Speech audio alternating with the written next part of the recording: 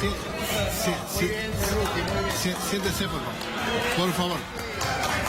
Sí, sí, sí. Siéntese, por favor. Por favor. Por favor, hay personas en uso de la palabra. Pero siéntese, por favor. Si lo tienen que hacer, hágalo después. Siéntese, por favor. Siéntese, por favor. Siéntese. Siéntese. Siéntese. Siéntese, por favor. Levanto la... Si no hay orden, levanto la... Si no hay orden, levanto. Si no hay orden, levanto. Levantala porque vamos, dale. Vamos. Lo levanto. Vamos, porque ya estoy muerto. Bueno, el ministro pide levantar por el tema del compromiso.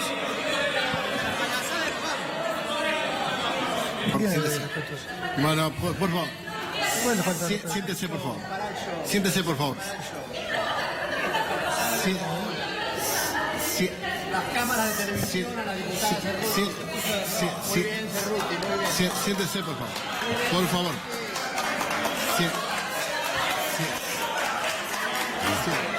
Siéntese, por favor. Por favor, hay personas en uso de la palabra. Pero siéntese, por favor. Si lo tienen que hacer, hágalo después. Siéntese, por favor.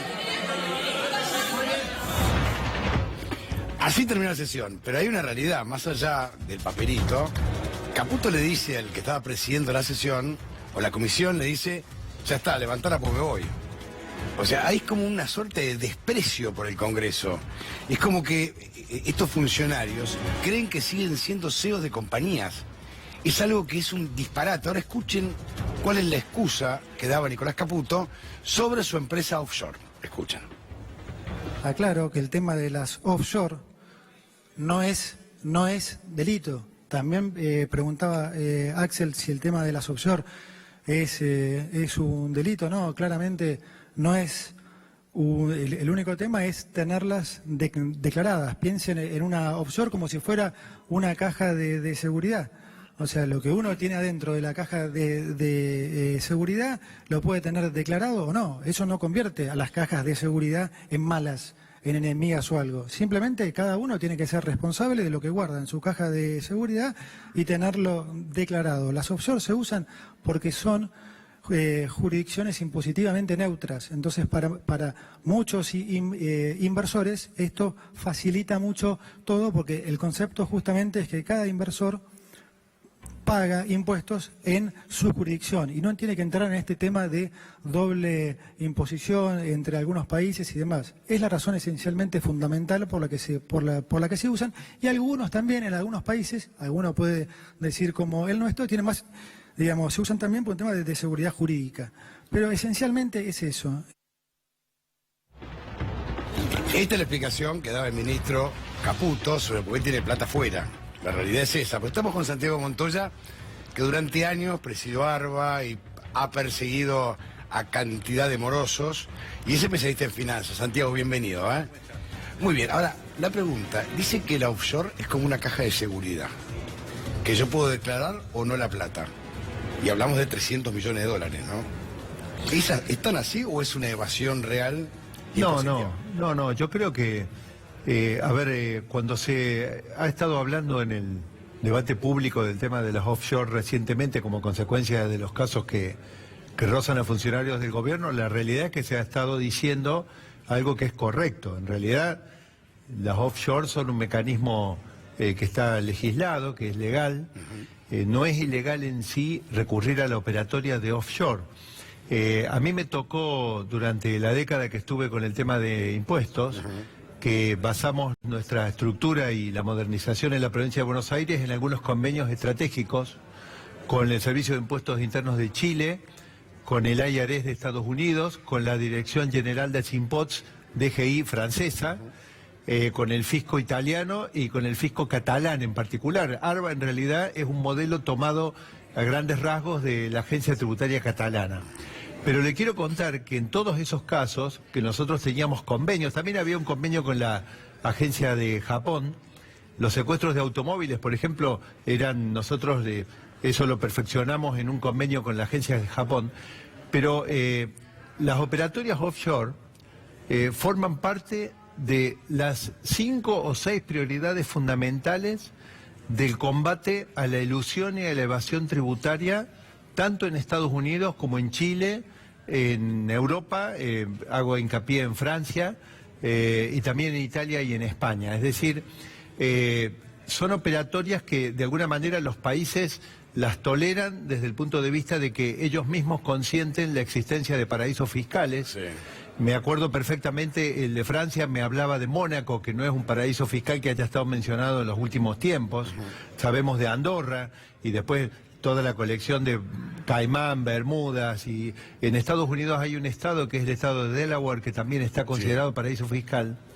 Pero el problema con los paraísos fiscales y con las operatorias offshore es que en sí no son ilegales, pero hay que distinguir los fondos que están siendo administrados si son de origen ilegal o no. Por lo tanto, si yo me atengo a lo que acabo de escuchar y en general a lo que he visto que el gobierno dice, tiene razón en esto. Es decir, ellos se ubican en una zona donde es verdad que no es ilegal tener una participación offshore. Lo que sí es verdad es que es una práctica combatida por todas las administraciones tributarias de primera línea. E insisto, a mí me tocó tener que renunciar a ARBA por una crisis con las candidaturas testimoniales que se produjo en abril de 2009. Pero el mes anterior nosotros habíamos tenido inspectores de ARBA operando en conjunto en Estados Unidos con inspectores del IRS. Eso había pasado entre octubre del 2008 y febrero de 2009, haciendo controles en grandes contribuyentes norteamericanos para poder desarticular las operatorias de elusión y de evasión de impuestos vía offshore.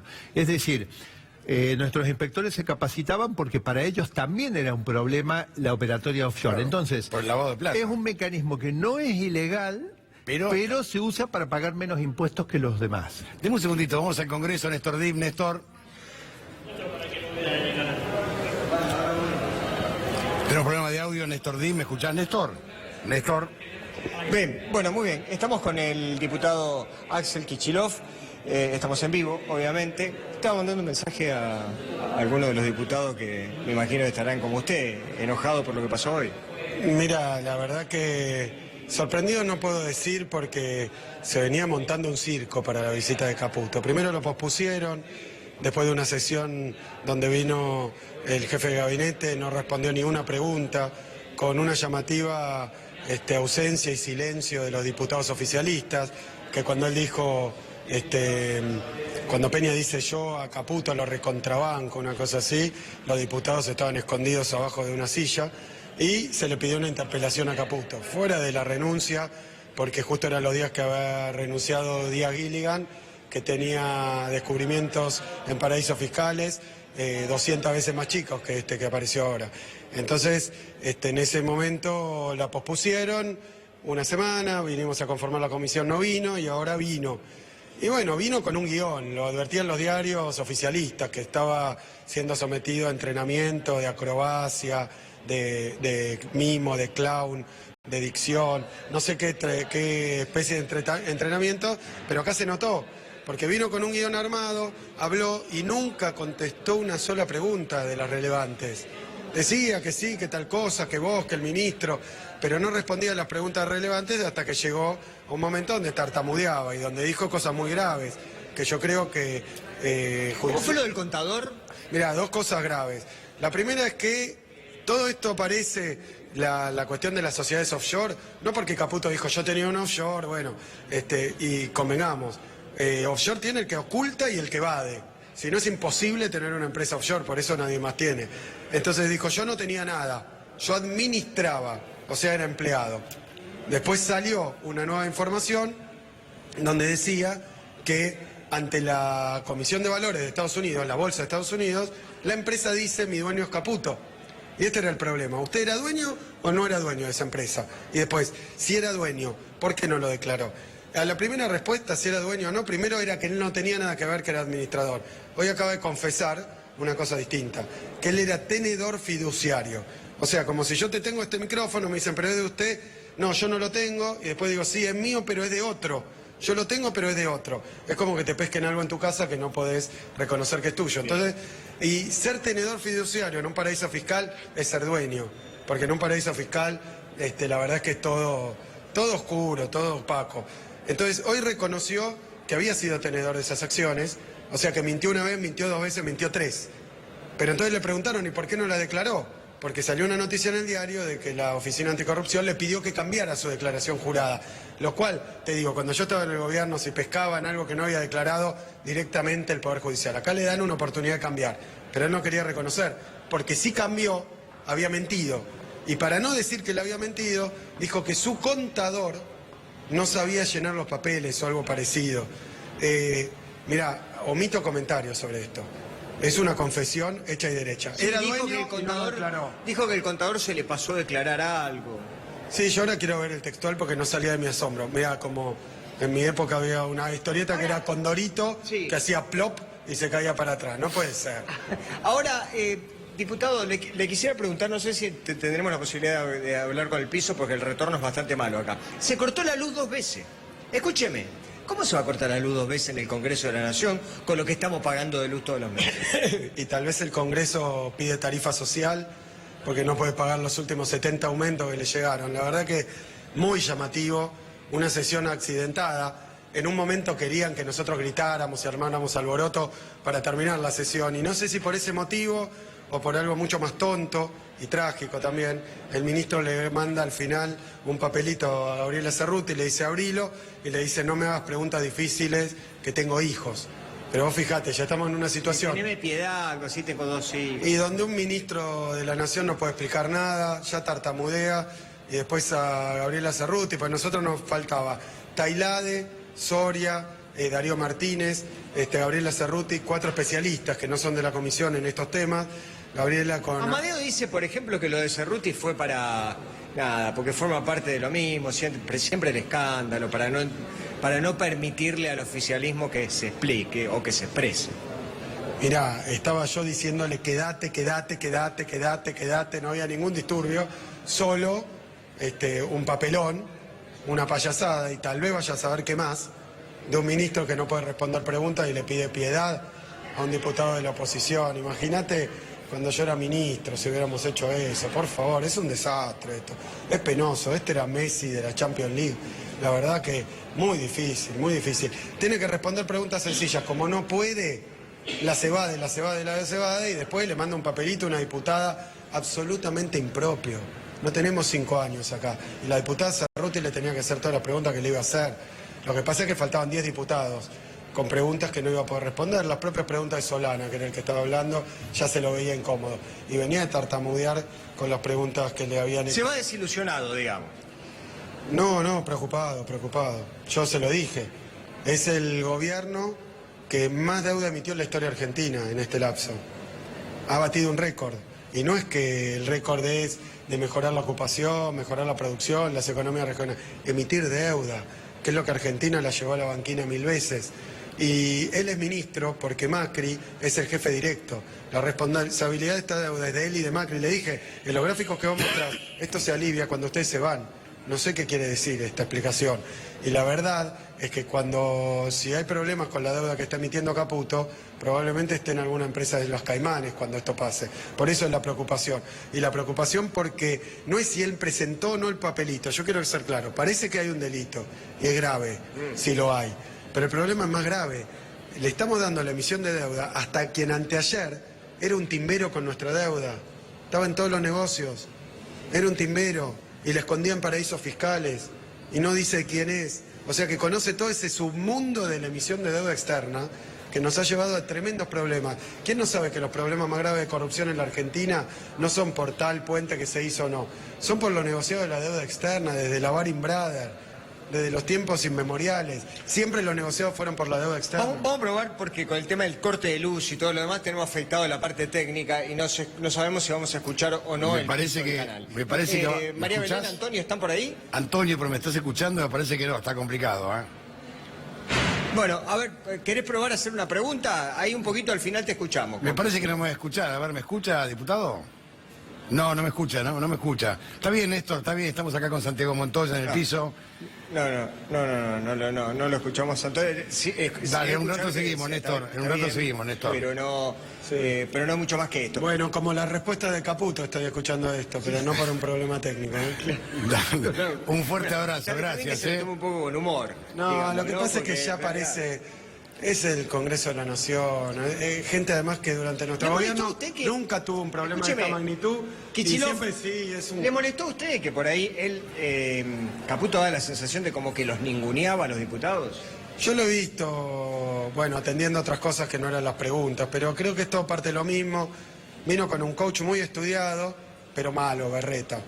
Entonces le dijeron, bueno, mira, tratá de no responder, pero acá al principio, si vos te fijás, cuando se discute la modalidad, se trató de que los diputados no pudieran hacer preguntas, los que no eran de la comisión, se trató de que respondiera en bloque. Entonces le dan 70 preguntas y él responde 2, Claro. las que puede responder de taquito.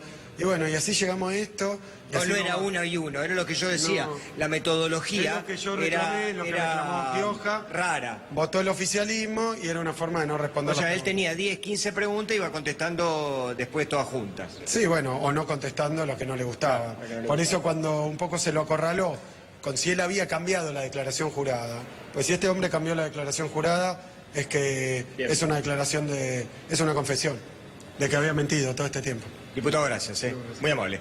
Bueno, el diputado ex ministro de Economía, Axel Kicillof, que fue uno de los protagonistas de la tarde de hoy y del escándalo que terminó la visita del ministro de Finanzas, Luis Caputo, aquí al Congreso de la Nación. Muchas gracias, Néstor. La pregunta es esta, ¿no? Un ministro, digo, si usted no estaba en el gobierno de la provincia de Buenos Aires, usted convocaba inversiones y tiene la plata afuera, ¿no es medio como contradictorio?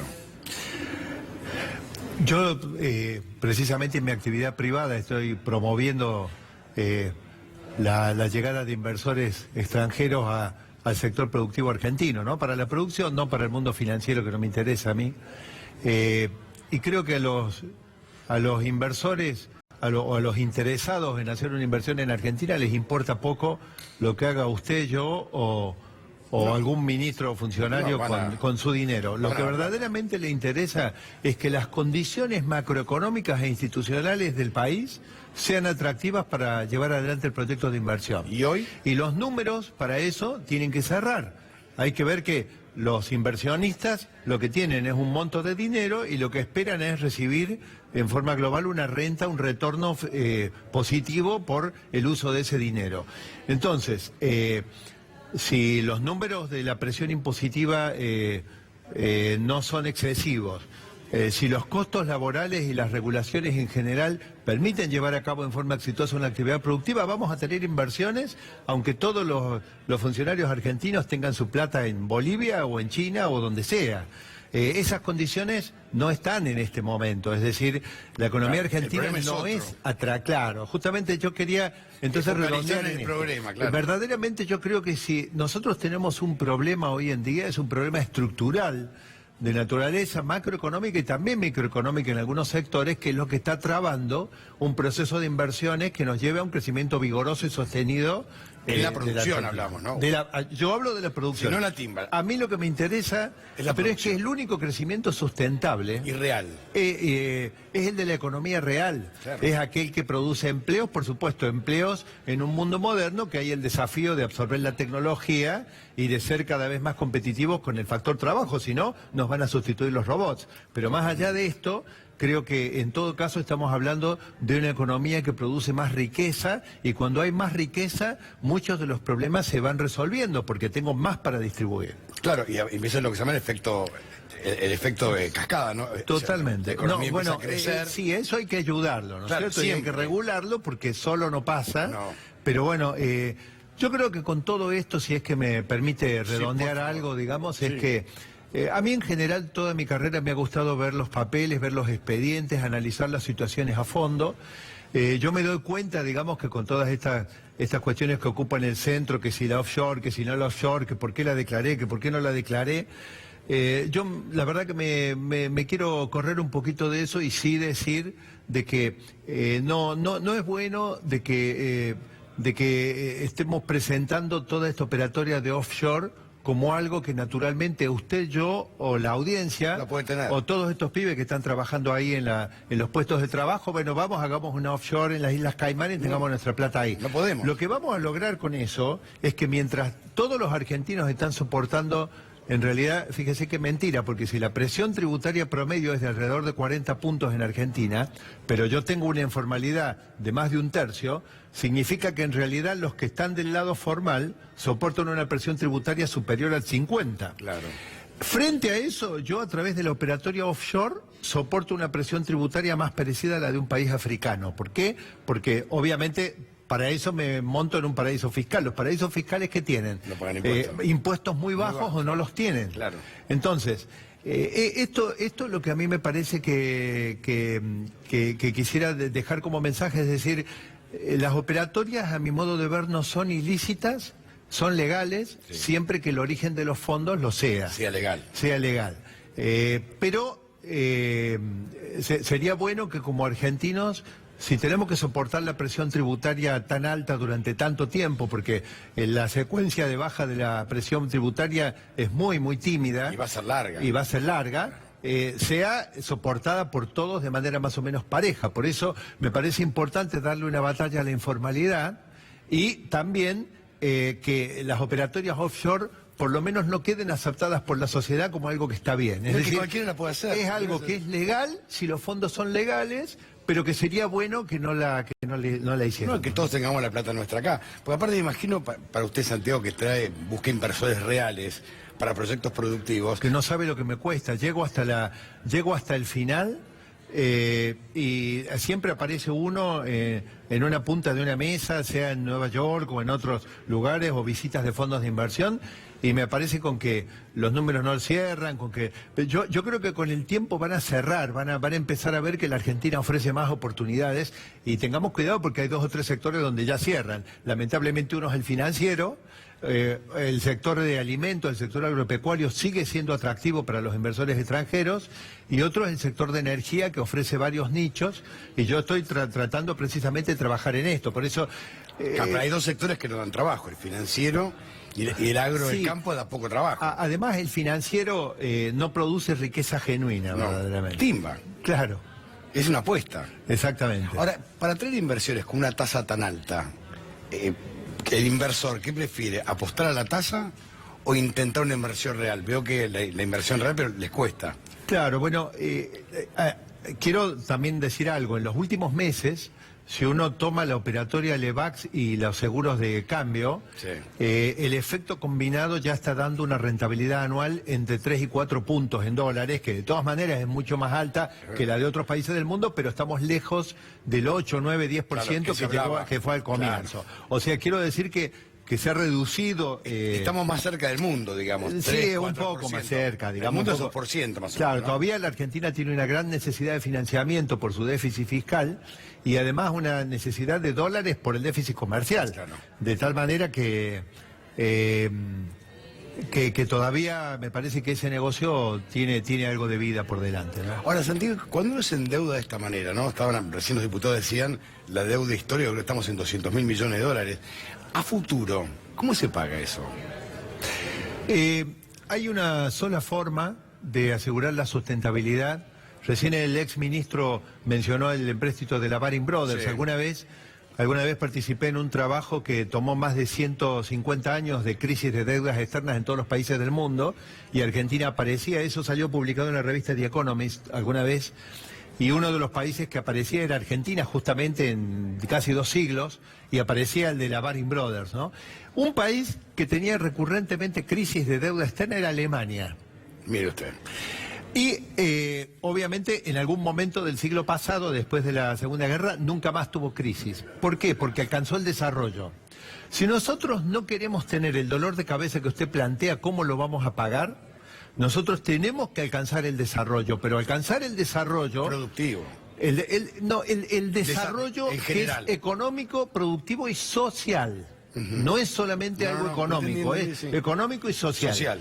Pero para poder llegar al desarrollo, nosotros necesitaríamos, me parece, acelerar las reformas macroeconómicas que promuevan la modernización de las cadenas de valor y que las actividades productivas, especialmente las economías regionales, puedan, agregando valor, encontrar su lugar en el mundo. Esto no es exportación de materias primas, esto es agregado de valor, esto no se consigue de un día para otro, esto tampoco se lo podemos achacar a este gobierno a todo lo que no se ha logrado, porque verdaderamente hay un punto en donde tenemos razón. No es que este gobierno encontró un sistema productivo sano y en los últimos 2 años se dedicaron a demolerlo. No. La realidad es que, y yo quiero decirlo porque sé que puede no ser grato para algunos de los que tienen una visión crítica para lo que está haciendo este gobierno, pero verdaderamente hace 2 años atrás la economía ya llevaba 5 años que no generaba empleos privados de calidad, que no crecía, que las exportaciones venían cayendo, y verdaderamente también es cierto que en los 2 años de gobierno que ya han transcurrido, 2 años y unos meses, estas respuestas no se han encontrado.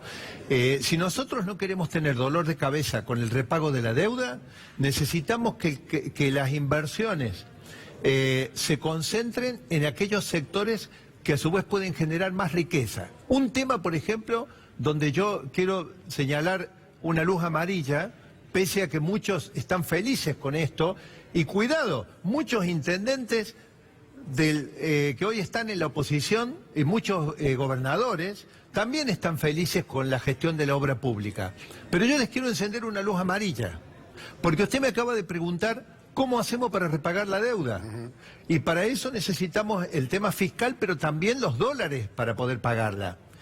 Y le hago esta pregunta: si las exportaciones están cayendo continuamente hace tantos años, y nuestras cadenas productivas pierden terreno, y solamente son viables con un dólar real, con un tipo real alto, que significa salarios bajos, y no podemos alcanzarlo entonces.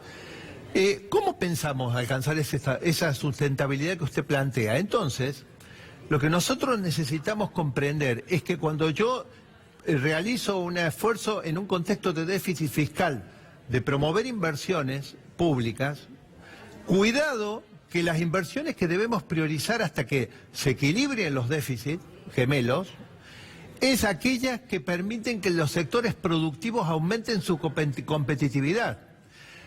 Quiero quizá simplificar el ejemplo diciendo que tantos cordones cuneta ahora no nos sirven, y sí nos sirve mucho más Plan Belgrano.